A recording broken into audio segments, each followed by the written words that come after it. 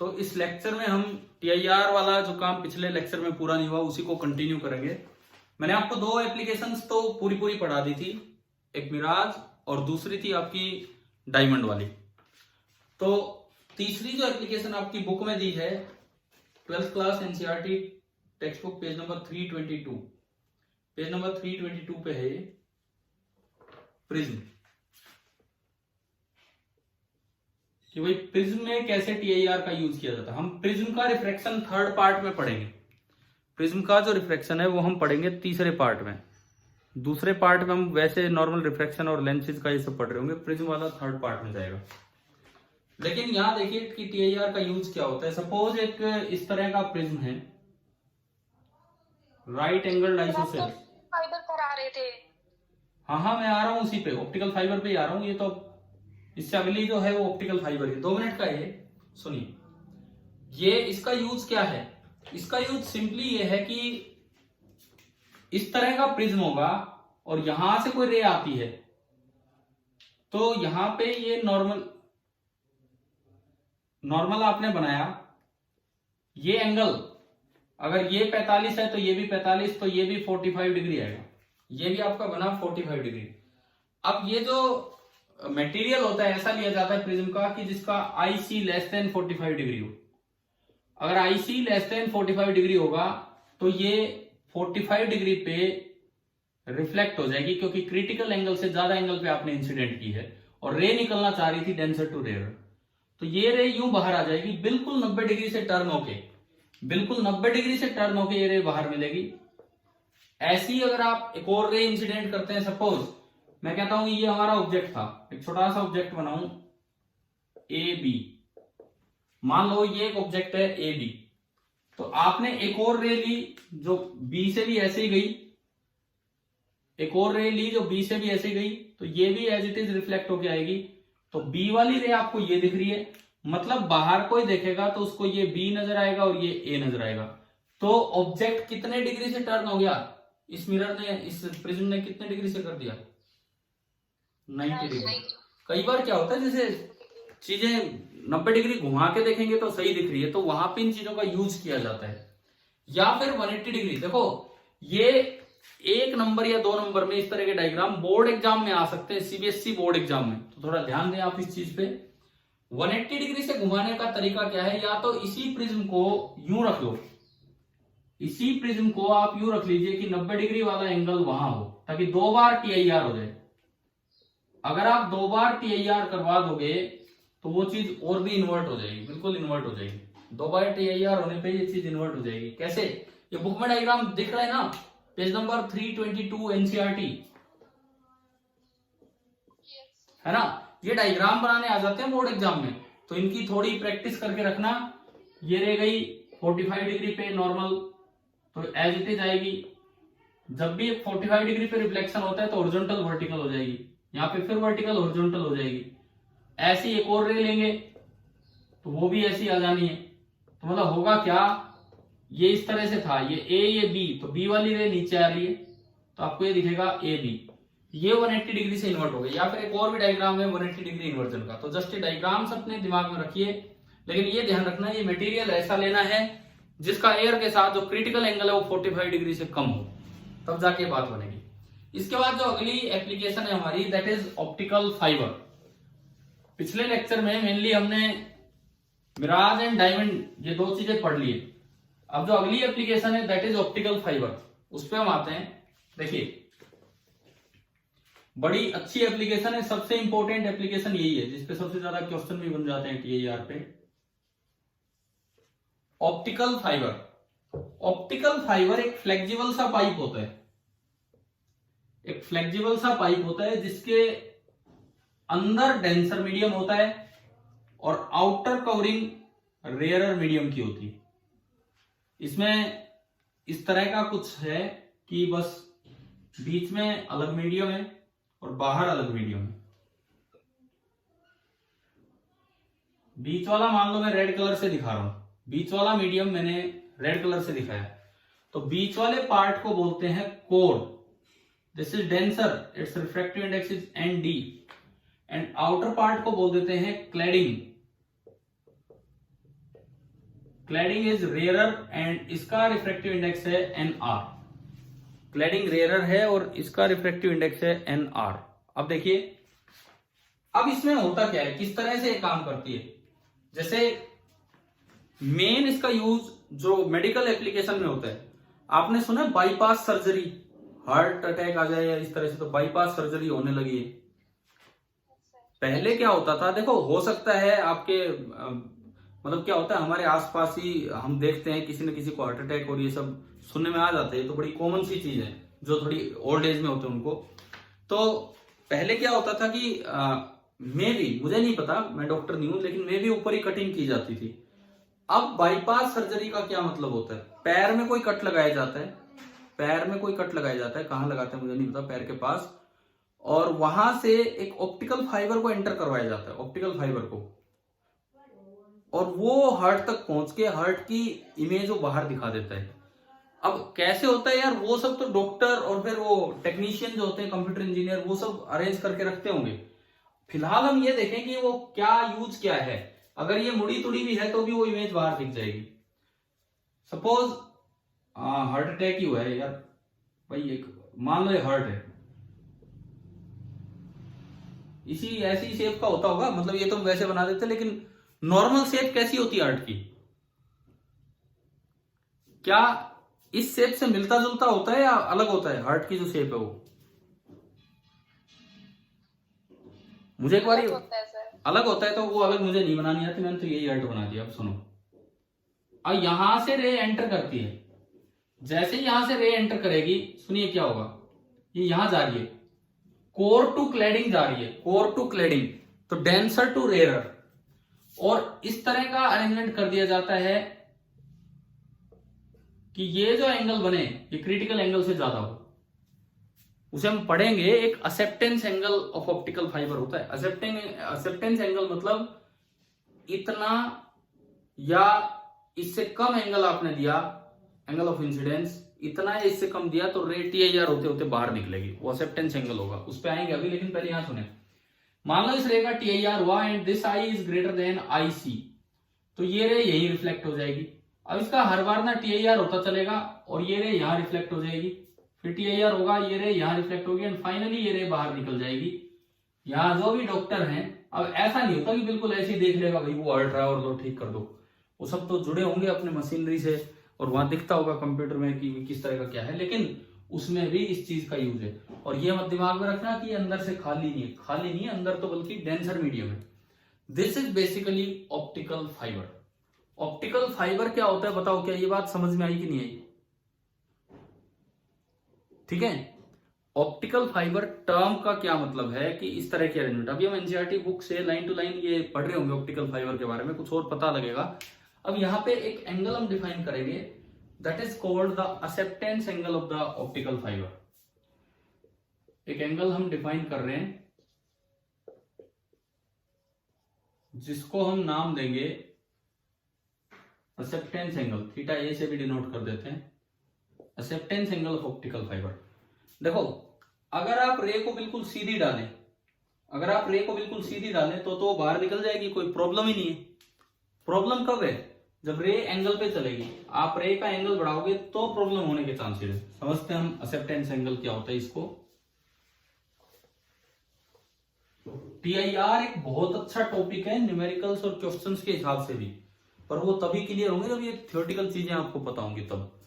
तो देखिए, मैं एक्सेप्टेंस एंगल निकालना चाहता हूं इस ऑप्टिकल फाइबर का। देखिए, ये आउटर पार्ट हमने बनाया क्लैडिंग, और इसके अंदर इनर पार्ट रेड कलर से हम दिखा रहे हैं कोर, वही डायग्राम जो अभी मिटाया है। अब एक्सेप्टेंस एंगल की टर्म्स में हम समझेंगे कि क्या है। ये इसका मान लो एक्सिस है, ये इसका एक्सिस है। मैं फिर कहता हूं होलो नहीं है, ये दिमाग में रखना, अंदर तो डेंसर है। देखो, जैसे ही कोई रे यहां से एंटर करेगी, बाहर क्लैडिंग नहीं है, ये तो बाहर एयर है, ये मान लो कि बाहर तो एयर है, ये कोर है और ये क्लैडिंग है, इस तरह का। सबसे पहले एयर से कोर में एंटर करेगी, एयर से कोर में, कोर का रिफ्रैक्टिव इंडेक्स है ND, क्लैडिंग का NR और एयर का 1। सबसे पहले एयर से कोर में एंटर करेगी तो बताओ किधर बेंड होगी, टुवर्ड्स द नॉर्मल कि अवे फ्रॉम द नॉर्मल? बोलो भाई, ये तो आसान से सवाल है, टुवर्ड्स द नॉर्मल। ठीक है, देखिए इस तरह से लाइट आई, ये बाहर एंगल ऑफ इंसिडेंस है, बाहर एयर है एंड ये 1। अब ये टुवर्ड्स द नॉर्मल बेंड होगी तो ये रे कुछ ऐसे मुड़ी, इस तरह से। ये देखो मैंने यहां से एक परपेंडिकुलर डाल दिया यूं, ये आई तो ये आर। अब यहां जो एंगल है इसको मैं बोल रहा हूं आई डैश। आप ये चाहते हो कि TIR हो ताकि हम रे को बाहर एक्सेप्ट करें। भाई इस ऑप्टिकल फाइबर ने रे को एक्सेप्ट किया, मतलब दूसरे एंड पे बाहर निकाला, इसीलिए इस एंगल को बोलेंगे एक्सेप्टेंस एंगल। देखो अगर मैं आई कम कर दूं तो कोई दिक्कत ही नहीं है, सीधी रे बाहर जाएगी।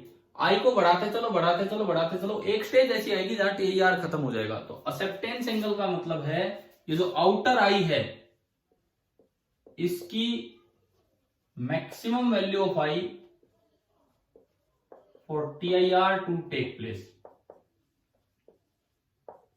इसकी बड़ी से बड़ी वैल्यू क्या हो सकती है कि TIR हो। अब अगर ये बड़ा होता चलेगा तो TIR में प्रॉब्लम क्यों है, पहले हम ये समझें। मान लो आई बढ़ रहा है, इस आई और इस आर में क्या रिलेशन है, 1 into sine i is equal to n answer into sine r. हाँ जी, समझ में आया ना हमें ये रिलेशन, केवल स्नेल्स लॉ लगाया मैंने। तो यहां से sine r is coming out to be 1 upon and answer into sine i. अब देखो अगर मैं आई को बढ़ाऊं, तो साइन आई बढ़ेगा कि कम होगा, बोलो। अगर आई को बढ़ाएं तो साइन आई बढ़ेगा। अब बोलते रहा करो, वेट ना किया करें। साइन आई बढ़ेगा तो बताओ साइन आर बढ़ेगा कम होगा, इससे साइन आर भी बढ़ेगा, इसके न्यूमरेटर में है ये चीज। और साइन आर बढ़ेगा तो बताओ आर बढ़ेगा कि कम होगा। साइन आर अगर बढ़ रहा है तो आर की वैल्यू भी इंक्रीज होती चलेगी, है ना। ये सब तो क्लियर हो गया होगा यहां तक। साइन आर अगर बढ़ रहा है तो आर बढ़ता चला। इसके बाद देखो इस राइट एंगल ट्रायंगल में देखो, ये 90 डिग्री, ये आर, ये आई डैश। तो आपको दिख रहा है कि r plus i dash is again π/2, मतलब 90 डिग्री। तो आई डैश आ रहा है, i dash π/2 minus r. I dash आपका आया π/2 माइनस आर। तो यूं बताओ अगर आर बढ़ा है तो आई डैश बढ़ेगा कि कम होगा? कम होगा। ये हमें बता रहा है कि अगर आर बढ़ा है तो आई डैश कम होगा। आई डैश कम होता जा रहा है, कम होता जा रहा है। रे तो ठीक है, यहां जब आती है तो डेंसर टू रेयर जाना चाहती है, लेकिन आई डैश कम होने लगा है अगर आप आई को बढ़ा रहे हो तो। और अगर आई डैश क्रिटिकल एंगल से भी कम हो गया तो क्या TIR होगा? नहीं होगा। इसका मतलब इसकी एक लिमिट होगी, कि भाई जहां जाके आपको रुकना होगा। ये मैंने गलती से शायद पहला एरो यूं लगा रखा है। आई हम इंक्रीज कर रहे थे, उससे साइन आई बढ़ा, उससे साइन आर बढ़ा, तो उससे आर बढ़ा, और फिर इस रिलेशन से दिखा कि आई डैश कम हो रहा है। And if i dash becomes less than i c, then ray will not be accepted. तो इसका मतलब एक चीज तो हमें ये समझ में आ रही है कि अगर आप इस रे को यूं बेंड करते चलेंगे तो एक स्टेज ऐसी आएगी, यूं बेंड करने का मतलब है कि आप आई बढ़ा रहे हैं, एक स्टेज ऐसी आएगी कि ये रे बाहर निकल जाएगी और ऑप्टिकल फाइबर ने फिर इसको एक्सेप्ट नहीं किया। शायद मुझे लगता है ये तो आ गया समझ में। तो एक्सेप्टेंस एंगल का मतलब है लास्ट से लास्ट एंगल। अगर मैं आई बराबर थीटा ए करूं, तो इसका मतलब है आई डैश बराबर आई सी कर दें, और इसका मतलब ये रे बस जस्ट यहां पे यूं होगी, जस्ट यूं। ये एक्सट्रीम केस है, ये आपका है एक्सट्रीम केस। तो बताओ एक्सेप्टेंस एंगल के लिए क्या ये डायग्राम आ गया आपको समझ में? हाँ जी, एक्सेप्टेंस एंगल के लिए क्या डायग्राम होगा, क्लियर हुआ कि नहीं? ठीक है। अगर आपने आई इससे भी ज्यादा कर दिया ना तो वो रे बाहर ही निकल जाएगी और वो एक्सेप्ट ही नहीं हुई, ऑप्टिकल फाइबर ने उसको एक्सेप्ट ही नहीं किया। और अगर आई इससे कम रखोगे तो टी आई आर होगा, अंदर रहेगा, और अगर आई 0 किया तो सीधी निकल जानी। तो चलो एक्सेप्टेंस एंगल का फॉर्मूला निकालते हैं।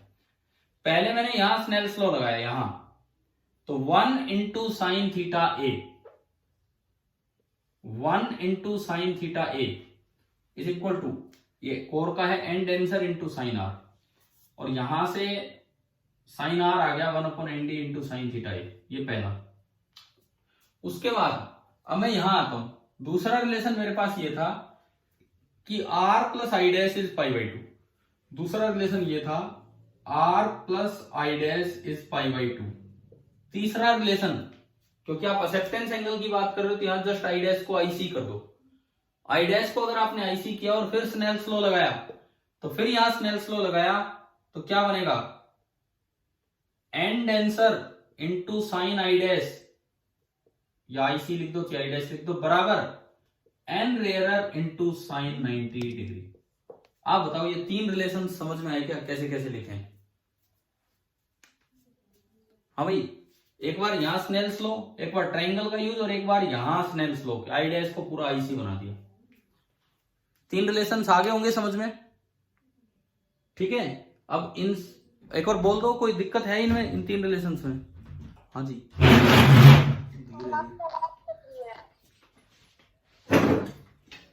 आवाज का तो भैया क्या प्रॉब्लम, भी एक प्रॉब्लम थी।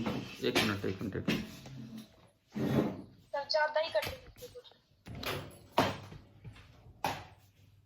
भाई, आज यार नेटवर्क ही ऐसा आ रहा है हमारे पास, कुछ सही नहीं हो पा रहा है।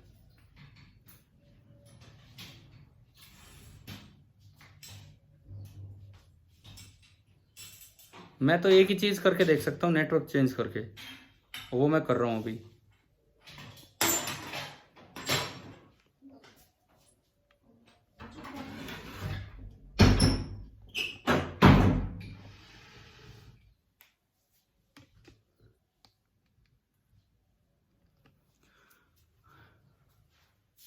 अब बताओ, अब कुछ सुनाई दे रही आवाज?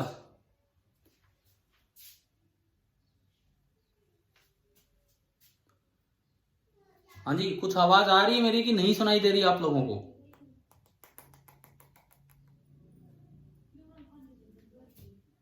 भाई मेरी आवाज आ रही है कि नहीं आ रही है?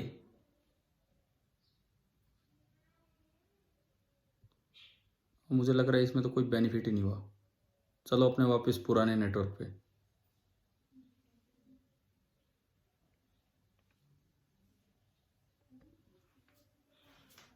अभी सुनाई दे रही है आवाज?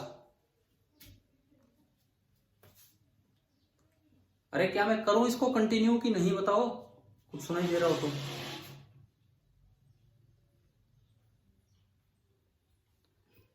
देखिए मेरे तीन रिलेशंस बने हैं। हाँ जी, अब आवाज सुनाई दे रही है नहीं सुनाई दे रही है? सर अब तो बहुत ज्यादा खराब हो गया, आप दिख रहे हो।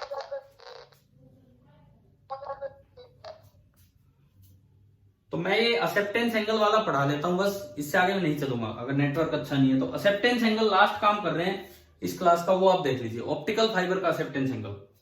आपने क्या किया सुन लो, एक इक्वेशन बनाई स्नेल्स लॉ से, एक इक्वेशन ज्योमेट्री से, और तीसरी इक्वेशन स्नेल्स लॉ से, ताकि आप एक्सेप्टेंस एंगल निकाल सके।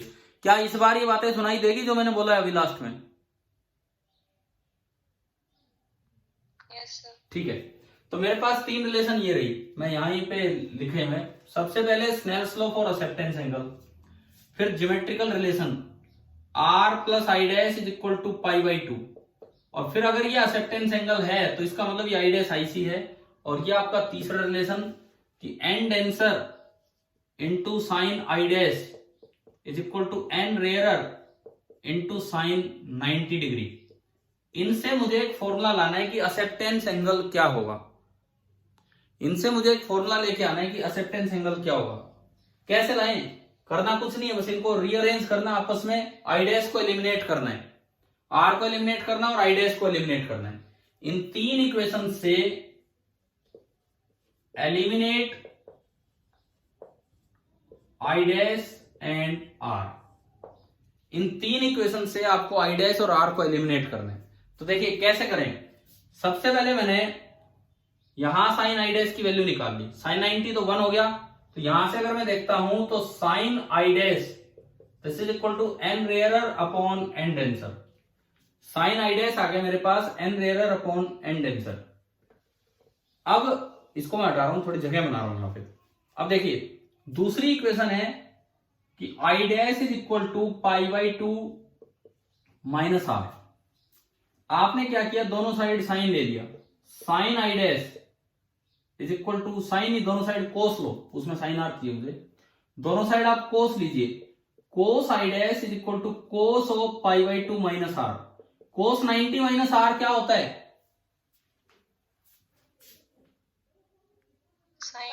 Sign r. Cos 90 minus r आपका होता है साइन आर। तो ये आपके पास आ गया cos of i dash is equal to sine r. तो फर्स्ट इक्वेशन में पुट करने के लिए मेरे पास साइन आर आ गया, और कोस आई डैश आप यहां से निकाल लो। कोस आई डैश, जब साइन आई डैश आपके पास तैयार बैठा है तो कोस आई डैश होता है 1 minus sine square i dash. तो ये होगा under root of sine r की वैल्यू कोस आई डैश है, ये जो कोस आई डैश है उसकी वैल्यू मैं वहां से निकाल के ला रहा हूं, 1 minus n r square by n d square. अब बताइए क्या ये समझ में आ गया, क्या क्या किया हमने इस स्टेप में। ठीक है, मैं रिपीट कर दूंगा स्टेप, एक बार समझो। 3 इक्वेशन और उनसे थीटा ये सिंप्लीफाई करना है। सबसे पहले से मैंने साइन आई डैश निकाल लिया, साइन आई डैश से ही आप कोस आई डैश निकाल के रखो। कैसे, कोस आई डैश होगा under root of 1 minus sine square i dash. तो under root of 1 minus n r square by n d square. LCM लोगे तो एन डी तो अंडर रूट से बाहर आ जाएगा, और ये बचेगा n denser square minus n rarer square का अंडर रूट। ये आपका आ गया कोस आई डैश। मेरे को ये उठा के यहां पुट करना है। मेरे पास ये रिलेशन आ चुका है कि sine r is equal to cos i dash, यानी कि मैं ला चुका sine r is equal to n d square minus n r square का under root divided by n d. और आखिरी काम, इसको पुट कर दीजिए इक्वेशन नंबर 1 में। जब आप इक्वेशन नंबर 1 में पुट करेंगे तो क्या एन डेंसर से एन डेंसर कैंसिल हो गया, बताओ दिख रहा हो तो। जब आप इसको उठा के यहां पुट करेंगे तो क्या एन डेंसर से एन डेंसर कैंसिल हो जाएगा, ठीक है। और आपका फॉर्मूला आ गया कि sine of acceptance angle under root of n denser square minus n rarer square. बड़ा अच्छा फॉर्मूला है, बड़ा इंपॉर्टेंट फॉर्मूला है क्वेश्चंस के लिए, लेकिन आप ढंग से एक बार समझ लीजिए कैसे आए। मैंने यहां पे एक ऑप्टिकल फाइबर बनाया, बीच वाला मीडियम डेंसर है, बाहर वाला रेयरर है। इसमें जब आप सीधी रे एंटर करोगे तो सीधी निकल जाएगी, नो प्रॉब्लम। लेकिन आप जैसे जैसे एंगल को झुकाओगे रे का टीआईआर होगा, अब भी सीधी निकलेगी। पर अगर आपने एंगल बहुत ज्यादा बढ़ा दिया तो ऐसा हो सकता है कि रे टीआईआर ना कर पाए और क्लैडिंग से बाहर निकल जाए। अगर क्लैडिंग से रे बाहर निकल गई तो इसका मतलब उस ऑप्टिकल फाइबर ने उस रे को एक्सेप्ट नहीं किया। अगर क्लैडिंग से रे बाहर निकली है इसका मतलब उस ऑप्टिकल फाइबर ने उस रे को एक्सेप्ट नहीं किया है। तो मैक्सिमम एंगल को बोलते हैं एक्सेप्टेंस एंगल, कि बस ज्यादा से ज्यादा आई कितना हो कि रे एक्सेप्ट हो जाए। तो लास्ट केस वो आएगा जब वहां जाते जाते वो 90 डिग्री पे। और ये मैंने आपको समझाया, अगर आप आई बढ़ाओगे तो आर बढ़ेगा, आर बढ़ाओगे तो आई डैश कम होगा, और आई डैश कम होगा, और अगर वो कम होते होते आईसी से भी कम चला गया तो फिर रे एक्सेप्ट नहीं होगी। तो लास्ट केस वो है जब आई तो थीटा ए हो और आई डैश आपका आईसी हो और बाहर वाला आर 90 डिग्री हो।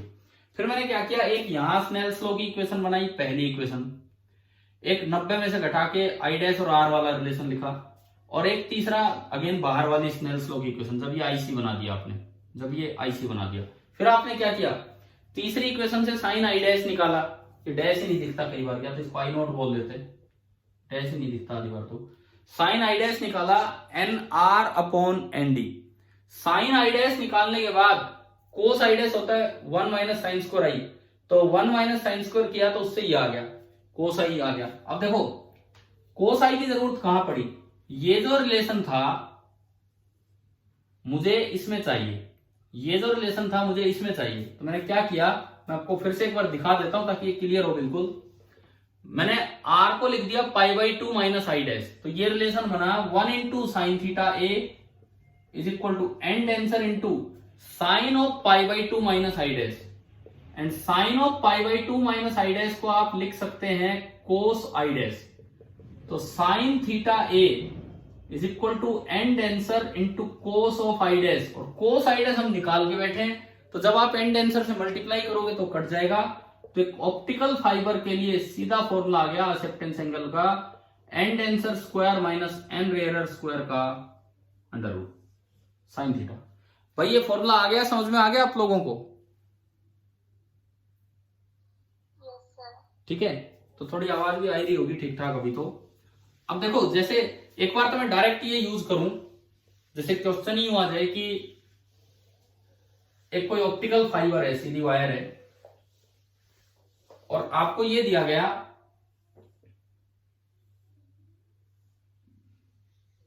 कि उसका जो कोर है, कोर का रिफ्रैक्टिव इंडेक्स दे रखा है, मान लीजिए कोर का रिफ्रैक्टिव इंडेक्स दिया हुआ है आपको 4, कोर का रिफ्रैक्टिव इंडेक्स दे रखा है 4, और जो बाहर क्लैडिंग है, क्लैडिंग पार्ट, आउटर पार्ट, उसका रिफ्रैक्टिव इंडेक्स आपको √7 दे दिया। इससे कम लेना है, इससे कम लेना है, अंडर √7 दे दिया हमें। तो अब आपको बताना है कि अगर ये एयर में रखी हुई है तो इसके लिए एक्सेप्टेंस एंगल कितना होगा, मतलब मैक्सिमम एंगल जो है एक्सेप्ट कर सकता है वो, या एक्सेप्टेंस एंगल की रेंज बोल दे कि 0 से लेके कहां तक। तो क्या फॉर्मूला लगाएंगे आप? सीधा sine theta a is equal to under root of, क्या होगा बताओ, n denser square 16 minus n rarer square 7, 16 minus 7 कितना हो गया? √9। अब ये 3 आ गया, अब ये 3 आ गया। अब आप ये बताओ क्या 3 एक्सेप्टेबल है क्या? क्या 3 साइन की वैल्यू कभी 3 हो सकती है क्या? क्या साइन 1 से बड़ी तो हो ही नहीं सकती है, 1 से बड़ी हो ही नहीं पाएगा, तो इसको आंसर मत लिखिए ना साइन इनवर्स 3 करके। इसका मतलब यहाँ ये ऑप्टिकल फाइबर किसी काम का नहीं है, कोई TIR नहीं करवा पाएगा, एक्सेप्ट ही नहीं कर पाएगा। लेकिन अगर कुछ ऐसा होता, अगर कुछ भी इस तरीके का होता कि जैसे कोर का रिफ्रैक्टिव इंडेक्स आपको दे दिया अंडर रूट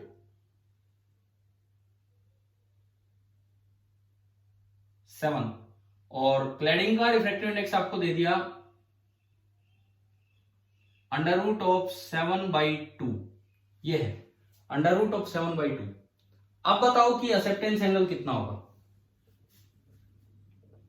अब एक्सेप्टेंस एंगल होगा इसका स्क्वायर 7 माइनस इसका स्क्वायर 7/2, अब भी कितना हो रहा है ये 7/2 का अंडर रूट। ये बताओ क्या अब भी ये एक्सेप्टेंस एंगल दे रहा है कि नहीं दे रहा है, कोई फिजिकल एक्सेप्टेंस एंगल?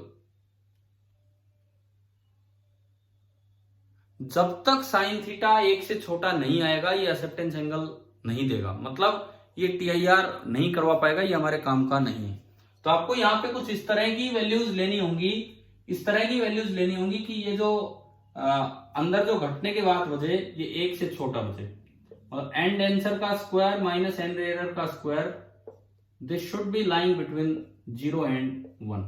इस तरह की कोई वैल्यू लेंगे तो ये डायरेक्ट आंसर देगा, और नहीं तो वो हमारे काम का नहीं बन पा रहे हो। ठीक है, फॉर्मूला याद हो जाएगा ना, ये तो मैं वैल्यू रख रहा था पर छोड़ो अभी, तो इस तरह से आप कर लेंगे। अब आप एक बार, क्योंकि आखिरी 5-7 मिनट चल रहे हैं, एक काम करते हैं, ऑप्टिकल फाइबर मैं अगली क्लास में कल मतलब TIR पे क्वेश्चंस लूंगा, इन्हीं चीजों पे, प्रिज्म पे और थोड़ा बहुत प्रिज्म पे और कुछ इस पे, बाकी प्रिज्म तो आगे हम पढ़ेंगे, रिफ्लेक्शन।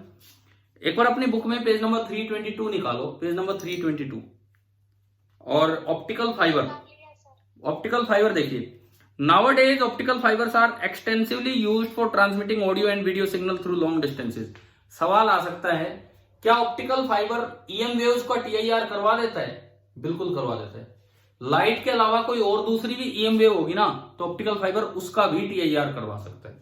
ठीक है, ये दिमाग में रखना, लाइट के अलावा कोई और माइक्रो रेडियो वेव होगी, उनका भी TIR करवा सकता है, ये उनके अपने अलग एंगल होंगे जो भी होंगे। अच्छा, उसके बाद optical fibres to make use of the phenomena of TIR, इनमें भी TIR का यूज होता है। मैं लाइन पढ़ रहा हूं, आप अपनी बुक में ध्यान दीजिए। Optical fibres are fabricated with high quality composite glass quartz fibre, इसमें कहता है कि ग्लास क्वार्ट्ज फाइबर का मिक्सर यूज किया जाता है। ईच फाइबर कंसिस्ट ऑफ, अब ये एक फाइबर की डिटेल पे आ रहा है, core and cladding. The refractive index of the material of core is higher than that of the cladding, core का रिफ्रैक्टिव इंडेक्स ज्यादा है क्लेडिंग से। When a signal in the form of light is directed at one end of the fiber at a suitable angle, suitable angle मतलब acceptance angle की range में, इसीलिए हमने वो निकाला पहले कि क्या फॉर्मूला है।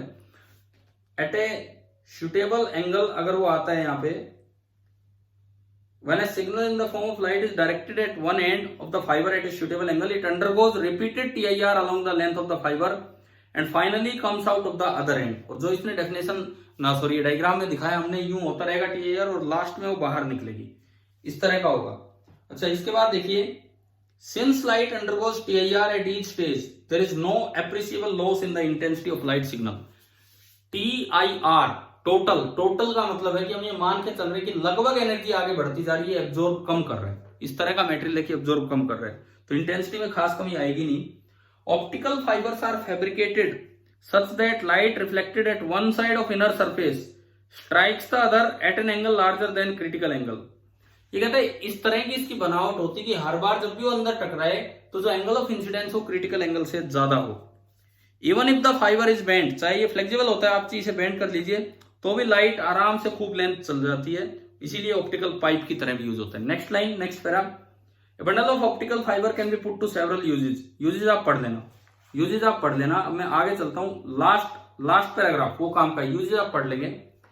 तो मेन रिक्वायरमेंट ये चीज आ सकती है कि भाई क्या रिक्वायरमेंट होती है ऑप्टिकल फाइबर बनाते समय। In fabricating the optical fibres is that there should be very little absorption of light as it travels for long distances inside them. Material ऐसा चूज, फैब्रिकेशन का मतलब होता है बनावट की, कैसा मटेरियल लें। मटेरियल ऐसा चूज कीजिए कि जो लाइट अंदर एंटर करे वो मटेरियल लाइट को एब्जॉर्ब ना करे। नहीं तो इतनी बार वो लॉन्ग डिस्टेंसेज इससे ट्रेवल करवाए जाते हैं, तो इतनी बार अगर लाइट इसमें से निकलेगी तो कहीं ऐसा ना हो कि लाइट उसको वो मटेरियल उसको एब्जॉर्ब करके बैठ जाए तो बाहर इंटेंसिटी नील मिलेगी। तो ये एक मेन बात है, ऑप्टिकल फाइबर बनाते समय ऐसा आप मटेरियल लीजिए जिसमें एब्जॉर्प्शन ऑफ लाइट बहुत ही कम हो। This has been achieved by purification and special preparation of material such as quartz. Pure quartz इस तरह का मटेरियल है। In silica glass fibre it is possible to transmit more than 95% of the light over a fibre length of 1 kilometre. ये देखो कितनी बड़ी बात है, 1 किलोमीटर बहुत बड़ी लेंथ है। ये होल नहीं है, डेंस मीडियम है। आप अगर एक मोटा ग्लास लो, क्या 1 किलोमीटर तक लाइट उसमें से पार हो जाती है, बीच में ही बस खत्म होने लगती है। 1 किलोमीटर तो बहुत बड़ा है। एक मोटा ग्लास आपने लिया, 1 किलोमीटर तक तो ग्लास में तो थोड़ी दूर लाइट चलती है, चाहे ग्लास ट्रांसपेरेंट है फिर भी थोड़ी दूर लाइट चलती है उसमें, ग्लास में इतनी लाइट नहीं जा पाएगी। तो क्वार्ट्ज ऐसा मटेरियल है या सिलिका ग्लास फाइबर ऐसे बना रखे हैं जिनमें 1-1 किलोमीटर तक 95% से भी ज्यादा लाइट ट्रेवल कर जाती है, जो कि सिंपल ग्लास में भी नहीं कर पाती। तो आप ये बताओ ऑप्टिकल फाइबर क्या होते हैं, क्या ये समझ में आया कि नहीं आया?